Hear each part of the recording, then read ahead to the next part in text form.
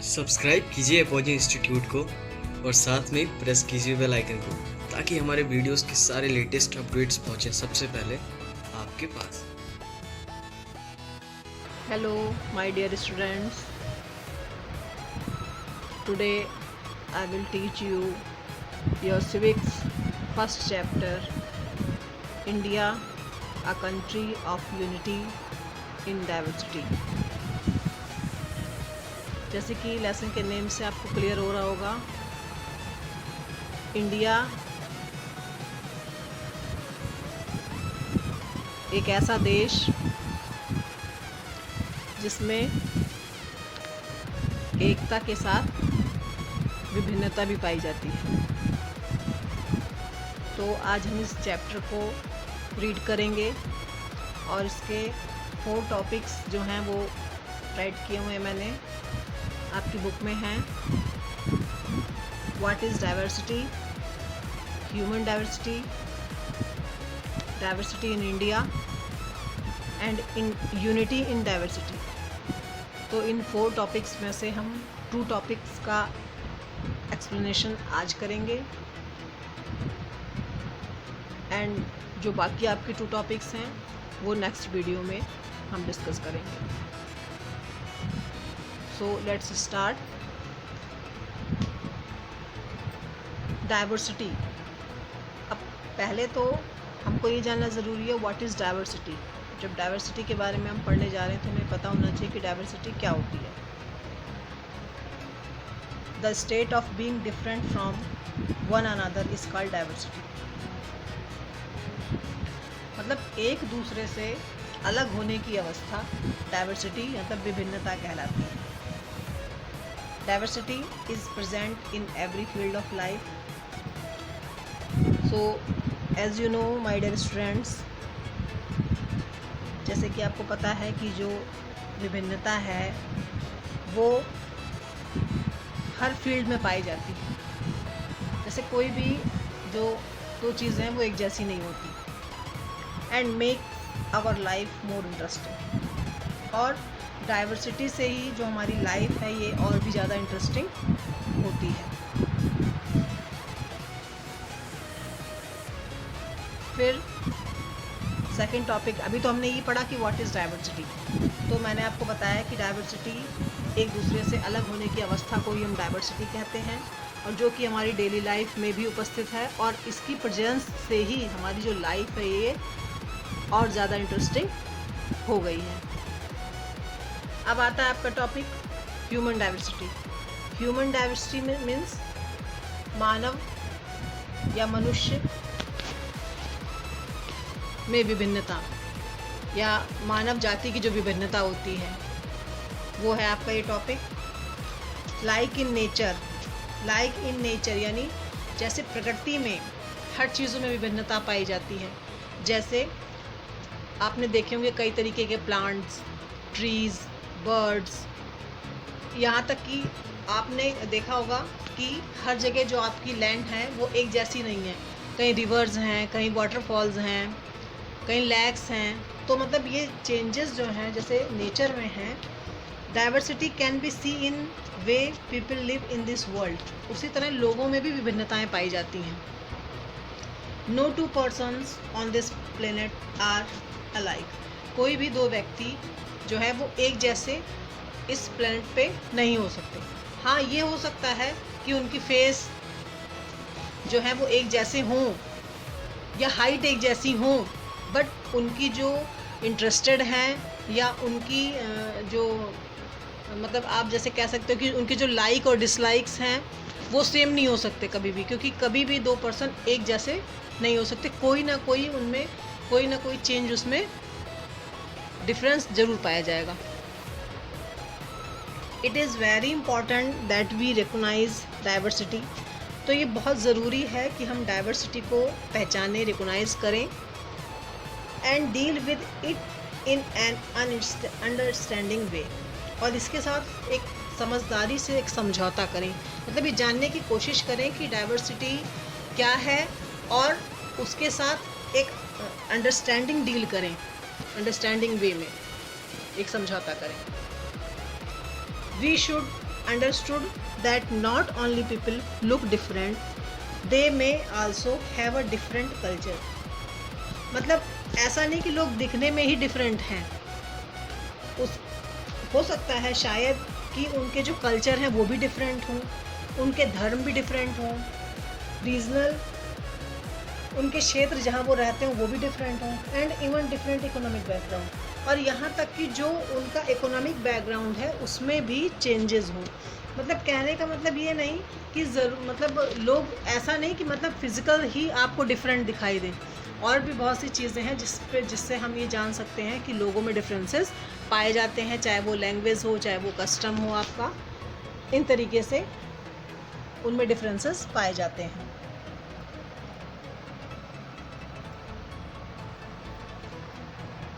फिर आपका human diversity के ही अंतर्गत एक टॉपिक आता है, डाइवर्सिटी एंड इंटरडिपेंडेंस। देखिए डाइवर्सिटी जैसे मैंने अभी आपको बताया विभिन्नता, एंड मिस और इंटरडिपेंडेंस मतलब पारस्परिक निर्भरता, ठीक है, यानी कैसे हम एक दूसरे पर निर्भर रहते हैं। जैसे कि फॉर एग्ज़ाम्पल मान लीजिए आप स्कूल जा रहे हैं, आपको स्टेशनरी लेनी है, तो आप क्या करोगे, उसके लिए वेजिटेबल की शॉप पे नहीं जाओगे, स्टेशनरी की शॉप पे जाओगे। यानी कि आपको पता है कि स्टेशनरी की शॉप पे मुझे इरेज़र पेंसिल मिलेगी। ऐसे ही अगर आपको सब्ज़ी लेनी है तो आप स्टेशनरी की शॉप पे ना जाके वेजिटेबल शॉप पे जाओगे, क्योंकि आपको पता है कि वेजिटेबल्स हमको वहाँ से खरीदनी है।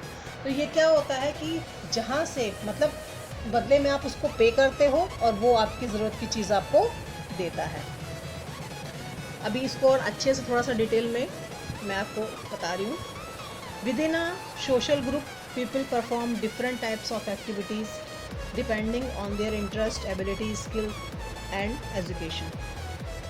सोशल ग्रुप में जो पीपल हैं वो डिफरेंट टाइप की एक्टिविटीज़ करते हैं अपने एजुकेशन, इंटरेस्ट, एबिलिटी या स्किल के आधार पर, अलग अलग क्षेत्र में वो वर्क करते हैं।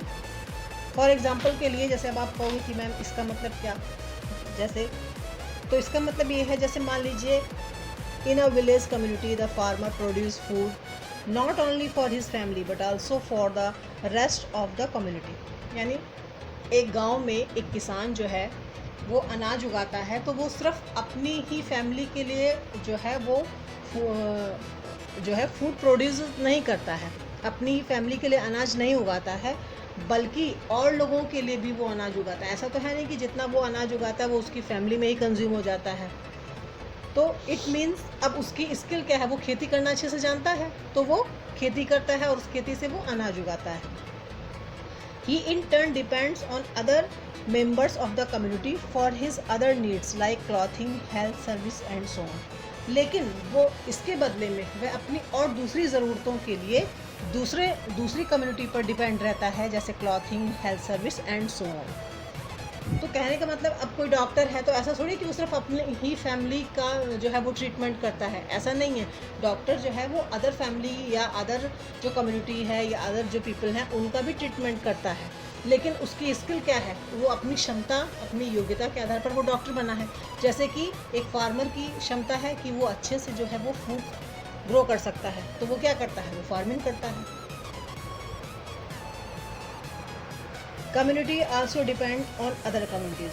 अब आपको पता होना चाहिए कि जो कम्युनिटीज़ होती हैं वो भी दूसरी कम्युनिटीज़ पर डिपेंड होती हैं। जैसे the village community which supplies food to communities in town. जैसे जो गांव की कम्युनिटी होती है वो फूड की सप्लाई करती है कहाँ, टाउन के लिए, जो टाउन की कम्युनिटीज़ होती हैं। And cities depend on the town